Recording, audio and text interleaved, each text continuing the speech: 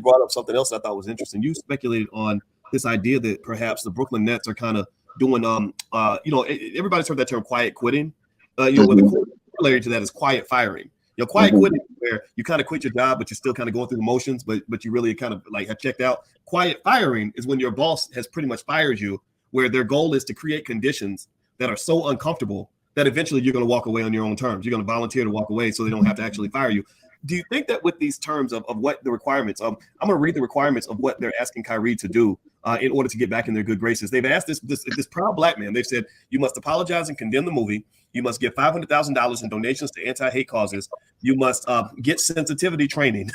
You have to get anti-Semitic training. You have to meet with the Anti-Defamation League and Jewish leaders, and you have to meet with Joe Tsai to demonstrate understanding. I think Joe Tsai is that, I don't know if that's the owner of the Nets. I'll Google his name.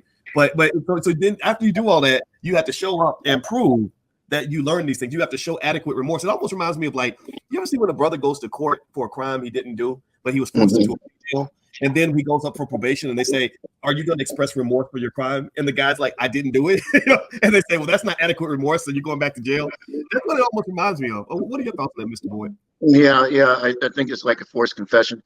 It definitely doesn't make a lot of sense because you can't really control the heart of an individual, so it's really a public spectacle, almost trying to satisfy social stakeholders, to meet some kind of test.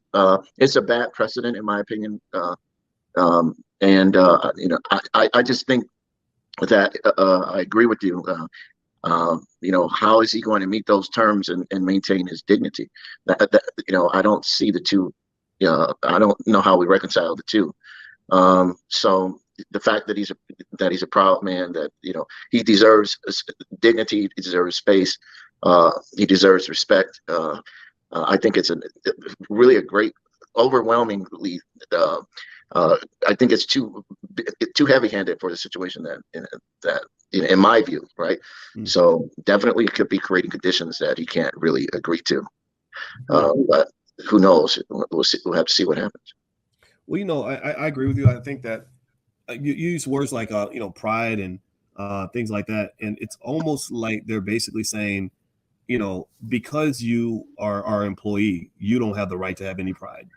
That you're not we're going to make sure you understand who the alpha is and who the beta is in this situation.